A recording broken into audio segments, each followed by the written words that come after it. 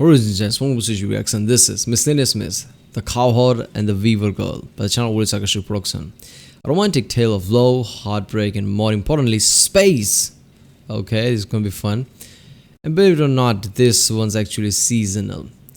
Yeah, another Miscellaneous Myth. This is the latest one they just uploaded. So I'm like, what the hell not? It's about space. It's gonna be fun. Remember, if you like my reaction, don't forget to like and subscribe. Check out the reaction. There's a link in the description. Check out the cast of playlists like Sarcastic production. I uploaded quite a few videos from this channel already. So if you missed any, check out the playlist. It's all there.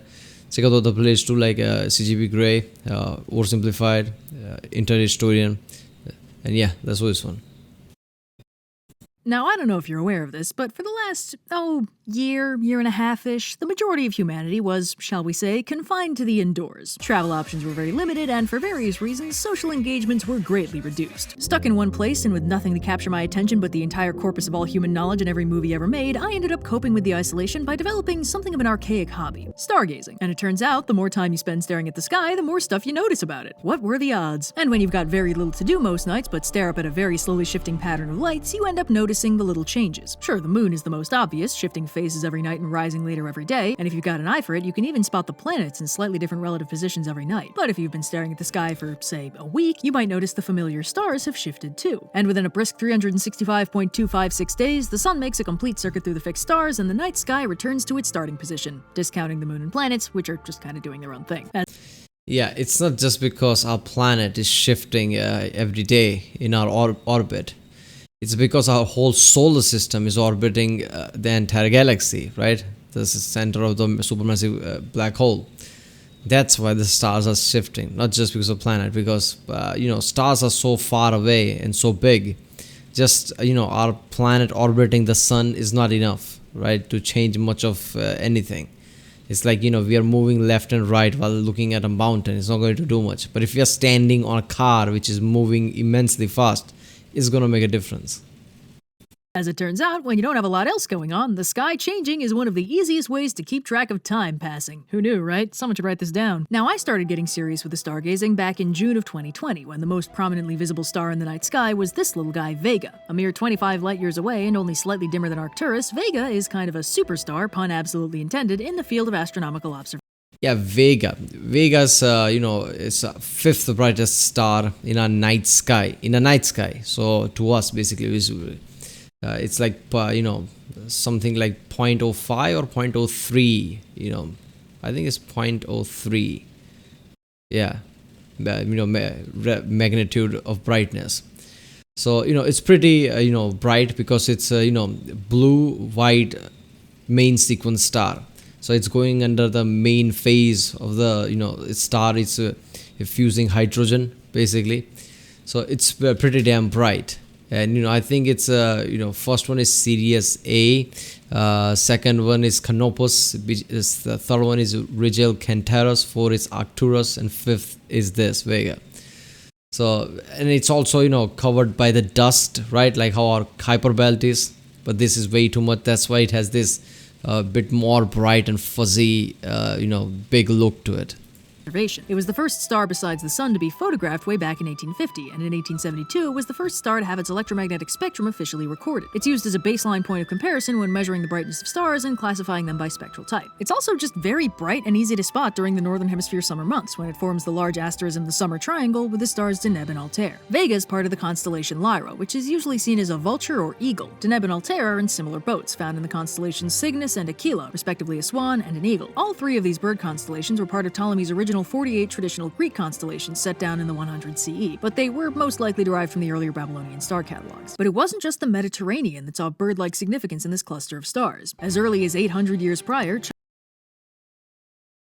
China was telling the story of a tragic, doomed romance between the stars Vega and Altair, and by the Han Dynasty, the myth had its own festival celebrating the one day of the year the lovers could be reunited, the Qixi festival held on the 7th day of the 7th lunar month. So let's talk about it. Now our story begins a little vaguely. This kind of folkloric myth doesn't really have an original version, at least not one that we have access to. It's not strictly codified anywhere, and while the very basic structure of the story is always the same, there's a lot of variation in the specific details. The myth also has slightly different versions in Japan and Korea, celebrated on their own festival days. So we don't have a definitive telling to go on, but the general gist I is mean, that yeah, if it's the Chinese myth, it probably will have, roots in Japan and Korea too. That's usually China is the culture they look on to for things, I guess. one night, 7 divine sisters, all daughters of the Jade Emperor and the Queen Mother of the West, descend from the heavens to take a little skinny dip in a local lake. The youngest of these sisters is Genie, literally Weaver Girl, a minor goddess whose general duties involve weaving rainbows and colorful clouds. So while the Weaver Girl and the others are splashing around having a grand old time, a local cowherd called Neolang, which literally just means cowherd, hears the commotion and heads out to investigate, and when he spots the goddesses, he decides it'd be a great idea to see what happens if he steals their clothes. So the ladies finish up their party and gear up to leave, only to find that their clothes are missing, which kind of scuttles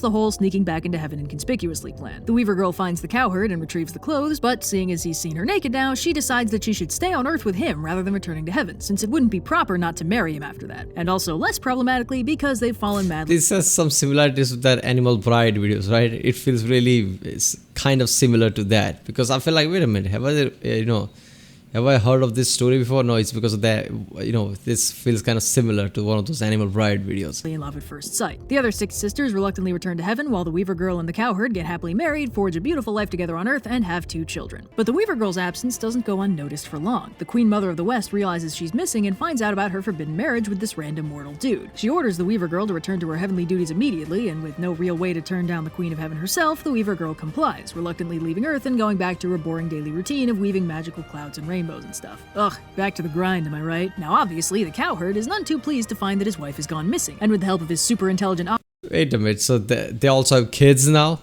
Damn, that's something. So what, kids have power or something? Because their mother is some magical deity? who he's had this whole time don't even worry about it. He takes his children and sails up into the heavens after the Weaver Girl. But their heartfelt reunion is scuttled by the Queen Mother of the West, who tears the sky with her hairpin, forming the Silver River between them. With no way across, the Weaver Girl and the cowherd are left forever separated. Alright, first of all, the mother, the powerful deity, whatever, is really being an a-hole here, right? Like, they have kids, man, come on. At least let them mate or something.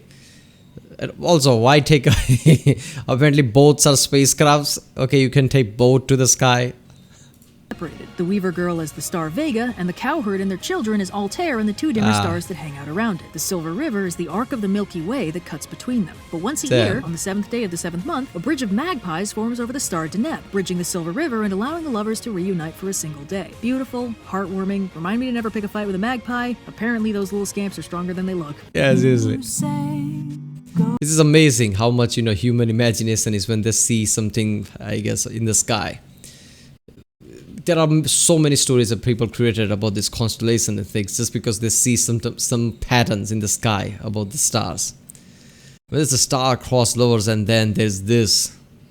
The Japanese version of this story calls the Weaver Girl Orime and the cowherd Hikoboshi, which are still just literal description of their jobs. Yeah, that is so common in, I guess, in Japanese and even Chinese culture, I guess.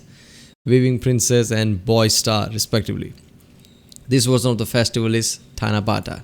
I fall behind. Talking Ox, who was here all along, is my favorite character. Yeah, it makes, right? He just like has nothing to do with the story. He's just hanging around, Talking Ox. Alright, people, that was Miscellaneous Myth, the Cowherd and the Weaver Girl. After a long time, this was a short Miscellaneous Myth video from this channel, so it was fun. Not too big, some short stories here and there, I guess. I always like them. Alright, people, if you like my reaction, don't forget to like, subscribe, check out the Rick Sunday, there's a link in the description, check out the castle, please check out the ink cards, and yeah, I'll see you next time.